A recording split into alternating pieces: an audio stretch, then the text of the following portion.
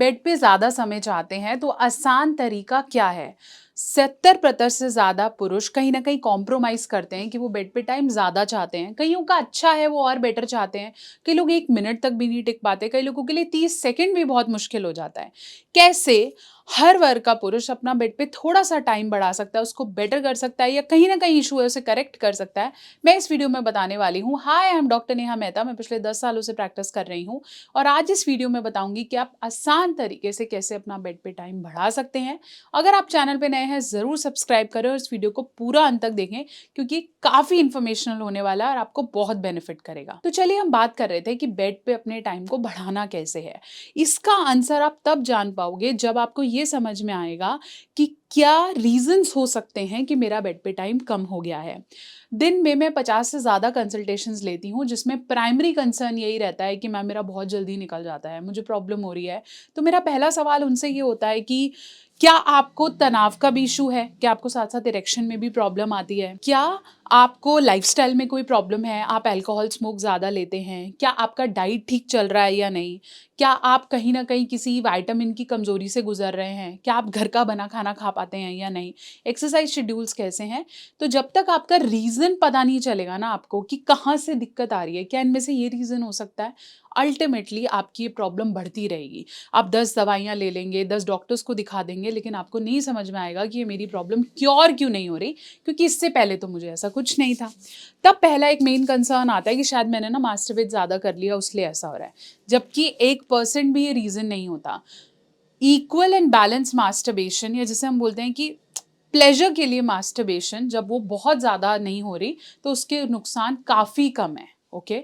सो हमें ध्यान देना है कि हमारा रीज़न क्या है। टॉप 5 रीज़न्स की अगर मैं बात करूँ तो सबसे पहले रीज़न हो सकता है कि आपका स्ट्रेस लेवल ज़्यादा है। अगर आप बहुत ज़्यादा स्ट्रेस लेते हैं, आप मेंटली बहुत ज़्यादा परेशान हैं, तो कहीं न कहीं आपकी बॉडी हैप्पी हार्मोन्स रिलीज़ ही नहीं करेगी और जब हार्मोन्स का खेल बिगड़ेगा, तो आपकी बॉडी में हार्मोनल डिसबैलेंस होगा और अल्टीमेटली आपका testosterone production, happy hormones production कम हो जाएगा और आपका टाइम कम हो जाएगा।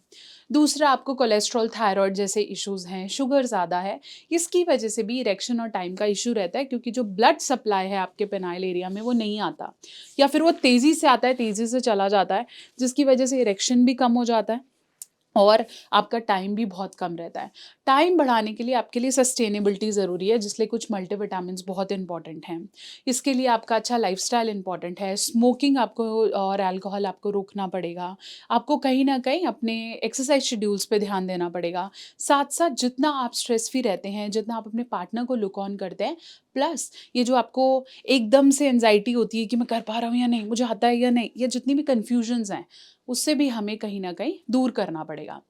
अब कई लोग मुझे कहते हैं मैम फिर मैं इसे चेक कैसे कराऊँ? मुझे लग रहा है मेरा टाइम कम हो रहा है तो हाउ विल आई चेक?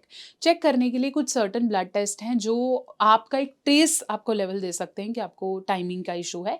जैसे विटामिन डी का लेवल, B12 का लेवल, टेस्टोस्टेरोन लेवल, प्रोलैक्टिन और एलएच का लेवल भी कई डॉक्टर्स चेक कराते हैं, depends from cases to cases. Plus कोई मेडिकल कोमॉर्बिडिटी है तो उसके टेस्ट अलग होते हैं।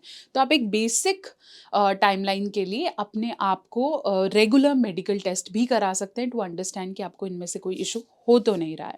इसके अलावा जब मैं कंसल्टेशन स्टार्ट करती हूँ तो लोग मुझे कहते हैं कि मैम ये तो चलो हो रहा है बट मेरा टाइम भी ओके है, बहुत ज़्यादा ख़राब नहीं है, but sometimes I want it wide, sometimes I want it better. और जिन लोगों को ये प्रॉब्लम्स हैं या मेडिसिन ले रहे हैं, ट्रीटमेंट कर रहे हैं, फिर भी इमरजेंसी में जाना पड़े या आपको आज रात को बेटर करना है, तो क्या तरीके हैं इसके बारे में भी डिस्कस करते हैं। पहला तरीका जो लोगों को मैं बोलती हूँ कि आप एक काम करें, आप थोड़ी देर पहले मास्टरबेट करके चले जाएँ, कभी कई केसेस में उससे भी आपका टाइम बढ़ जाता है। दूसरा, कई लोग व्याग्रा या ये सब इमरजेंसी टैबलेट्स लेते हैं बट इनके साइड इफ़ेक्ट्स इतने हैं कि नेक्स्ट टाइम आपको लेने से पहले ना आपको घबराहट शुरू हो जाएगी कि शायद मैं नहीं ले पाऊँगा। सर दर्द, वॉमिटिंग, अगला दिन आपका डेफ़िनिटली ख़राब जाता है, बहुत बुरा। और कई लोगों को तो इरेक्शन इतना पेनफुल होता है कि नेक्स्ट टाइम तो वो डेफ़िनिटली नहीं लेना चाहते, तो it's not a good option, जिसमें मैंने डिटेल में यहाँ वीडियो में कवर भी किया हुआ है। थर्ड ऑप्शन आता है स्प्रे। लोगों को लगता है कि स्प्रे यूज़ करना इफ़ेक्टिव है। इसके बारे में मैंने काफ़ी वीडियोज़ बनाई हैं बट स्प्रेज़ के साथ बहुत इश्यूज़ हैं। कैसे यूज़ करना है लोगों को नहीं पता, कौन-सा यूज़ करना है नहीं पता। कई स्प्रेज़ में जो इफ़ेक्टिवनेस क्वांटिटी है वो काफ़ी कम होती है। कइयों के प्राइसेज़ सस्ते देख के लोग कोई भी ले लेते हैं लेकिन वो काम नहीं करता। और स्प्रे के साथ काफ़ी सारे जिसे हम बोलते हैं स्किन इश्यूज़ भी स्टार्ट हो जाते हैं। रेगुलर स्प्रे यूज़ करने से वहाँ की स्किन काली भी होने लग जाती है। डेफ़िनिटली आपकी यूसेज का एक क्राइटेरिया है जो लोग नहीं समझ पाते। यहाँ पे हमने बात कर ली कि किस रीज़न की वजह से और क्यों टाइम का इश्यू रहता है। आप चाहें तो एक पर्सनलाइज़्ड कंसल्टेशन भी मेरे साथ बुक कर सकते हैं www.drnehamehta.com। यहाँ पे मैं आपकी क्वेरीज़ को लेके इसे सॉल्व करूँगी।